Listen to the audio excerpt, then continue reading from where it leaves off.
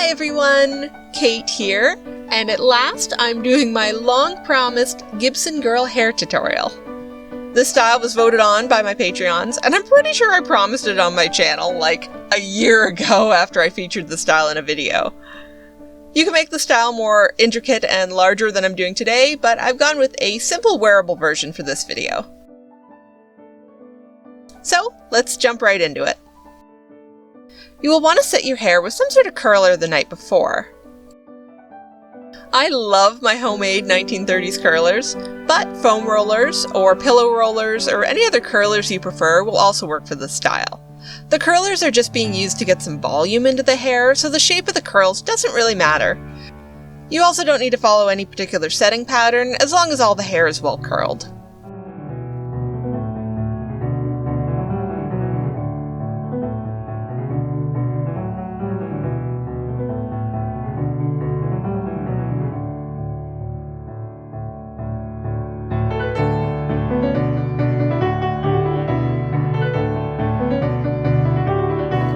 After removing the curlers, fluff the hair with a brush.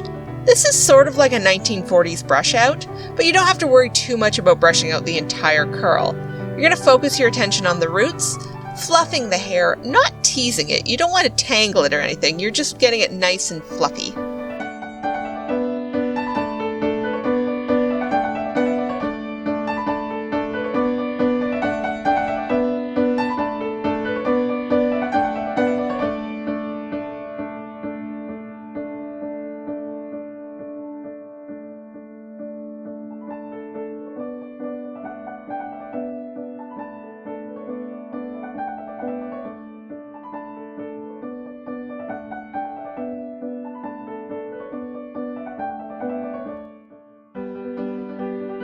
Now for the support.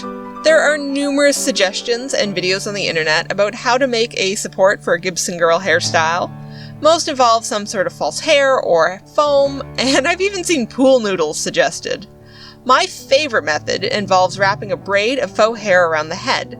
I find this stays more secure and grips better than the foam pieces, and it blends in well to the surrounding hair.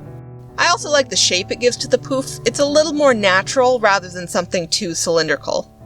My braid isn't quite long enough to wrap all the way around, so I've tied a bit of elastic at the end just to make it stretch a bit more. With your hair evenly distributed all the way around, place the support on top and pin in place.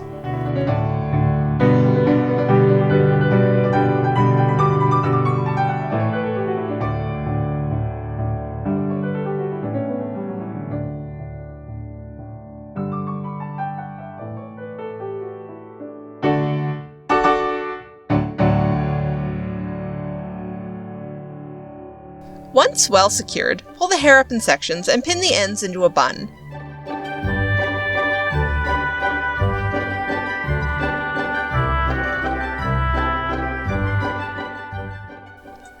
Continue working each section in the same way, securing the ends in the same spot.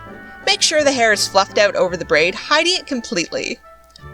I do recommend the braid is the same color as your hair so that if it does peek out in any spots, it isn't too noticeable. Mine doesn't quite match anymore since I've changed my hair color since purchasing it, so I'm extra careful to make sure everything is well fluffed completely over top of it.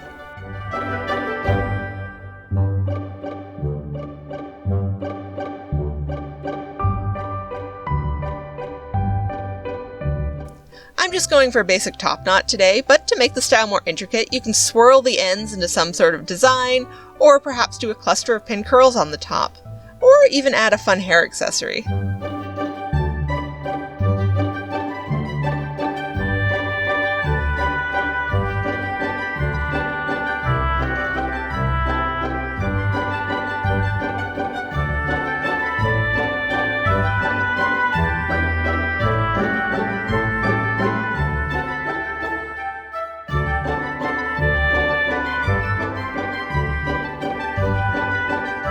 Once everything is secured to your liking, you're pretty much done.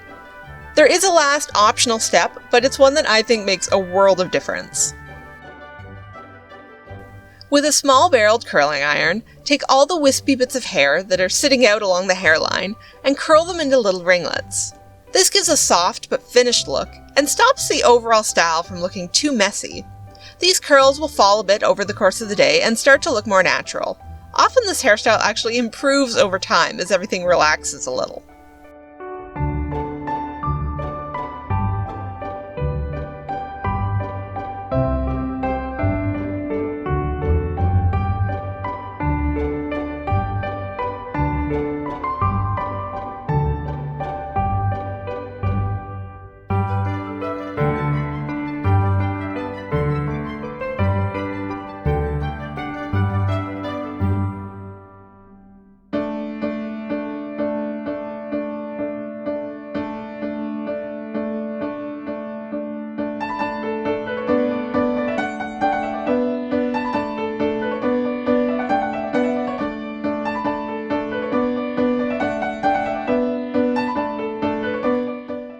And that's it! That is how I create this soft Edwardian hairstyle.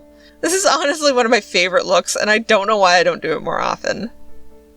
Thank you for watching. Please don't forget to comment, like, subscribe if you want to, and I will see you guys next time. Bye!